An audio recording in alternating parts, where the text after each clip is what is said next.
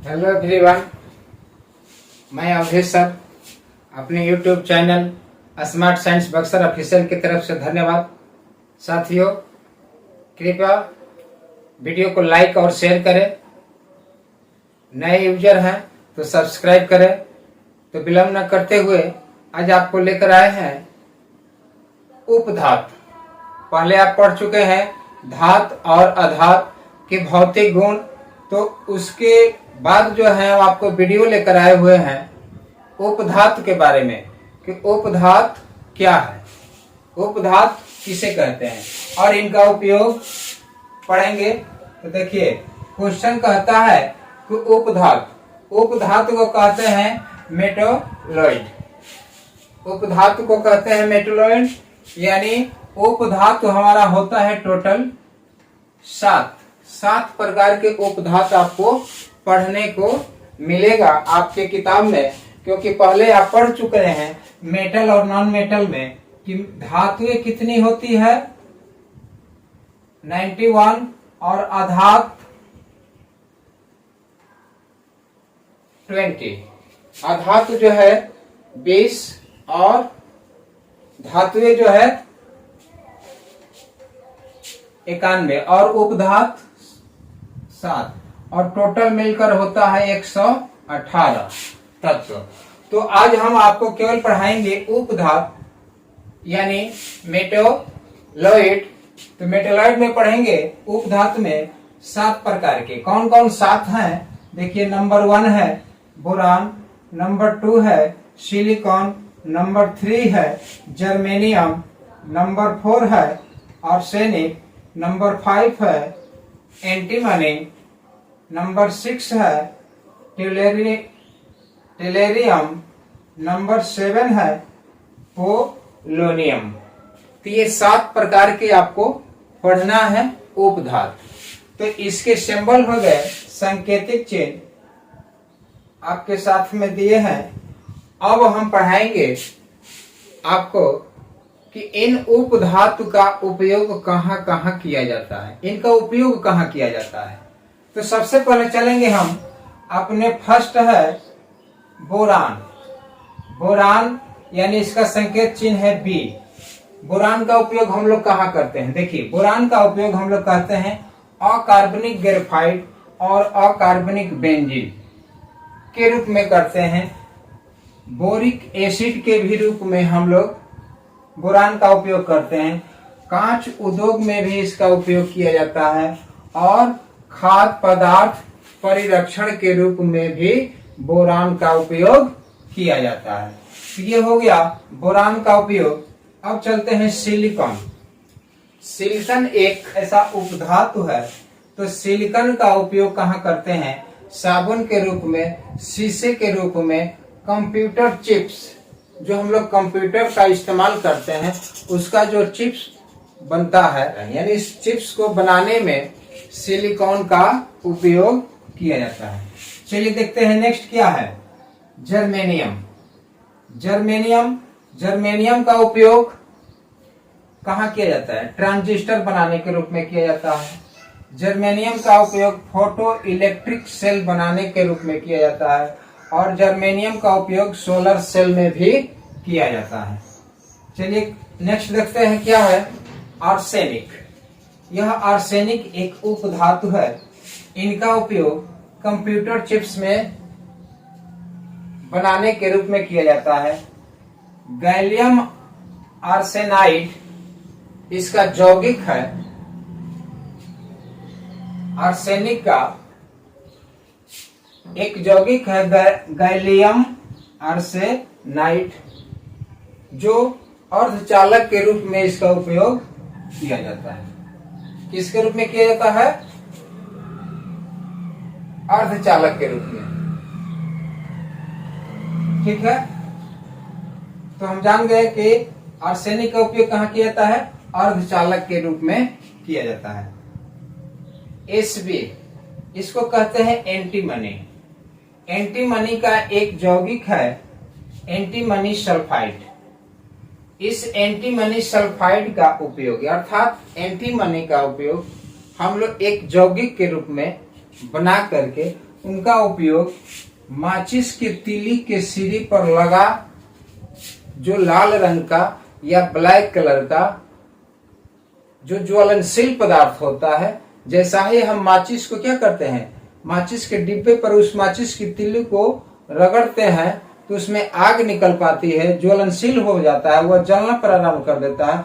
तो जो माचिस के तीली पर लगा रहता है वही होता है एंटीमनी सल्फाइड, जो एंटीमनी से बना होता है। ठीक है, नेक्स्ट देखते हैं टेलेरियम। टेलेरियम क्या है? तो इसका उपयोग जो है मिश्र धातु बनाने में किया जाता है और सौर कोशिकाओं के निर्माण में भी किया जाता है और इनका उपयोग अर्धचालक के रूप में भी किया जा सकता है। टेलेरियम का उपयोग अर्धचालक के रूप में भी किया जाता है। चलिए नेक्स्ट देखते हैं पोलोनियम। इसका संकेत चिन्ह होता है PO। पोलोनियम का उपयोग कहाँ करते हैं? यह एक उपधातु है, तो पोलोनियम का उपयोग रेडियो एक्टिव होता है, रेडियो एक्टिव होता है, इसलिए इनका उपयोग बहुत ही सीमित होता है। इनका उपयोग बहुत ही सीमित होता है, इसलिए इनका उपयोग रिसर्च के लिए भी किया जाता है। किसी रिसर्च को करने में भी इसका उपयोग सहायक के रूप में किया जाता है। तो इस तरह से हम जान गए कि उपधातु 7 है और सातों उपधातु के बारे में हमने पढ़ लिया। अब जो है क्वेश्चन आता है कि आखिर उपधातु क्या है। तो चलिए देखते हैं उपधातु का परिभाषा। शुरू में नहीं आपको बताएं क्योंकि पहले इनका वर्णन बता देते हैं, उसके बाद देखते हैं कि उपधातु क्या है। तो देखिए उपधातु बनता कहाँ से है? धात और अधात, यानी मेटल, मेटल और नॉन मेटल, मेटल और नॉन मेटल, यानी मेटल और नॉन मेटल के माध्यम से, यानी धात और अधात। कहता है कि उपधातु किसे कहते हैं? आंसर क्या लिखेंगे कि वह तत्व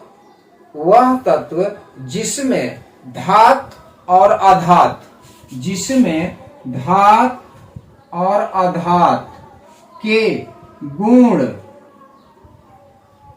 पाए जाते हैं, यानी वैसे तत्व जिसमें धात और अधात के गुण पाए जाते हो तो वैसे तत्व को हम उपधातु कहते हैं। वैसे तत्व को क्या कहते हैं? उपधातु कहते हैं। यानी जिन तत्वों में, जिन एलिमेंट में धातु और अधात, धात और अधात दोनों के गुण विद्यमान रहते हैं, मौजूद रहते हैं, पाए जाते हैं, मिलते हैं, तो वैसे गुण को कहते हैं उस तत्व का उपधातु। तो इसी को कहते हैं उपधातु। तो ये सभी जो है उपधातु, सातों उपधातु जो है आपको हमने पढ़ा दिया कि 7 उपधातु कौन कौन से हैं और इनमें जो है धातु और अधातु के गुण पाए जाते हैं। तो आप पढ़ लिए कि उपधातु क्या है। फिर से मैं बता रहा हूं कि वह तत्व जिसमें धातु और अधातु के गुण पाए जाते हो तो उसे हम उपधातु कहते हैं, यानी वैसे तत्व को उपधातु कहते हैं। तो ये हो गया आपका उपधातु। उपधातु 7 प्रकार के होते हैं। उपधातु 7 प्रकार के होते हैं। सातों का आपने प्रयोग पढ़ लिया। बोरान, इसका संकेत चिन्ह B, silicon Si, germanium Ge, arsenic As, antimony Sb, टेलेरियम Te, polonium Po, ये सभी 7 जो है उपधातु है। तो हमने आपको पढ़ा दिया उपधातु के बारे में। चलिए देखते हैं नेक्स्ट। आपके बोर्ड पर है मेटल और नॉन मेटल के कुछ अपवाद, यानी धातु और अधातु के कुछ अपवाद होते हैं।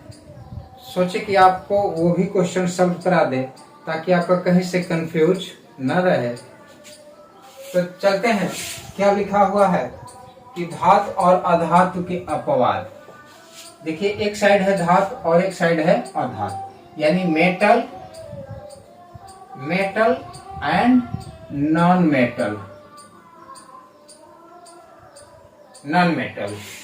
यानी क्या कहता है, नंबर 1 क्या कहता है कि सभी धातुएं कमरे के ताप पर ठोस होती है, ठोस होती है, कठोर होती है, पिछले वीडियो में पढ़े हैं। लेकिन एक मरकरी एक ऐसा धातु है जो हमेशा द्रव की अवस्था में मिलती है।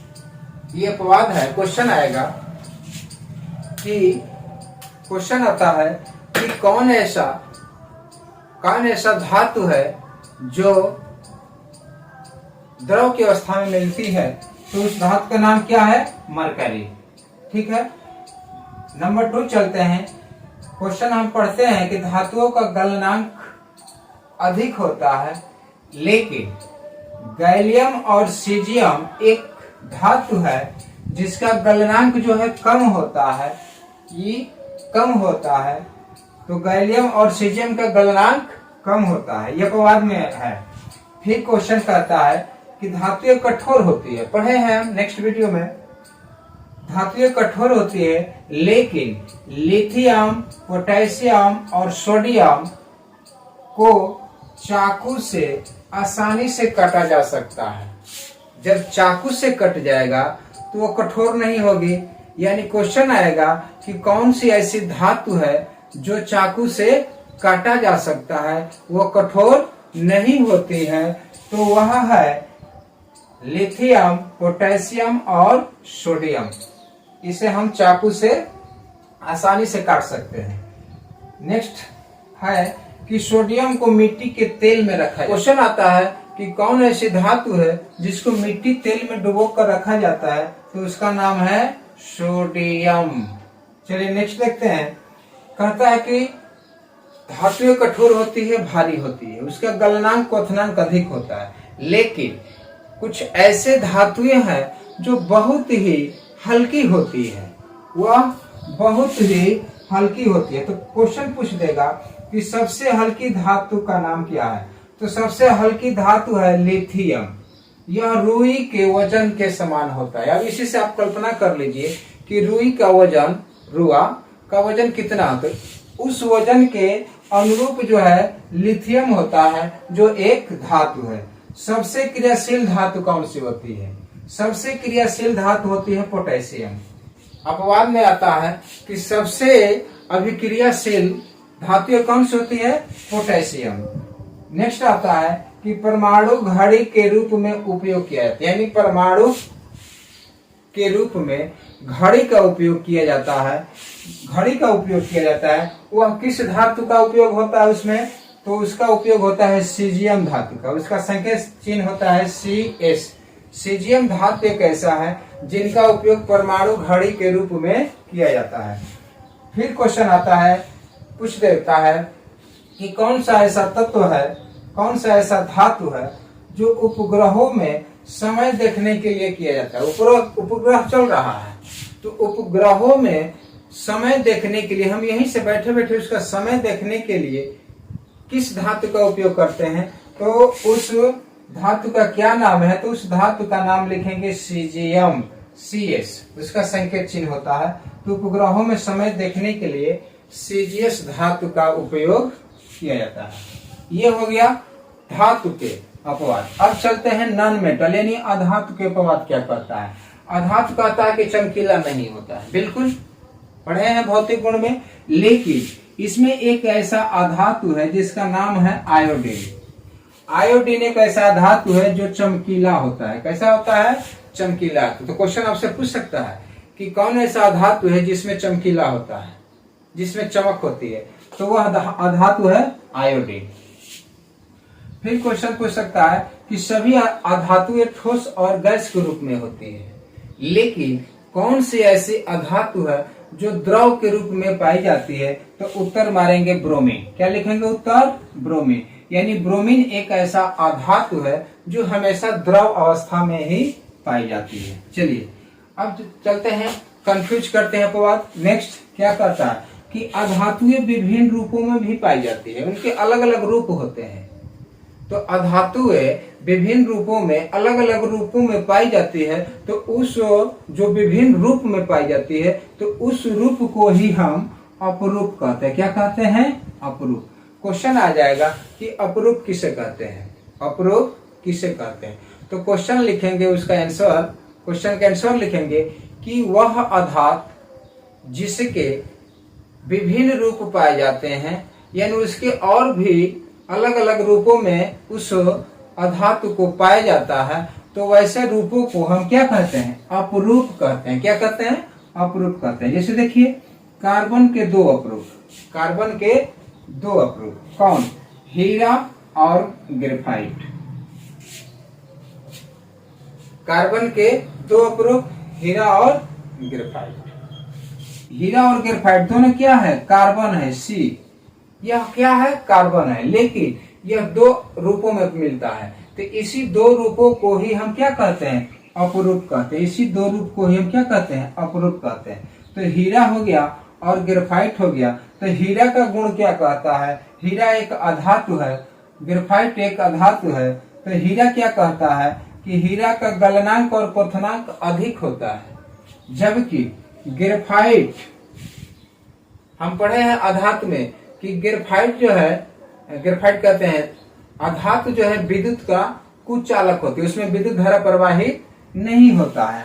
अधातु के भौतिक गुण पढ़े हैं, लेकिन अपवाद क्या कहता है? ग्रेफाइट क्या विद्युत का सुचालक है या कुचालक? तो लिखेंगे कि ग्रेफाइट जो है विद्युत का सुचालक होती है, विद्युत का सुचालक होती है। तो क्वेश्चन आएगा कि कौन ऐसा अधातु है जो विद्युत का सुचालक है?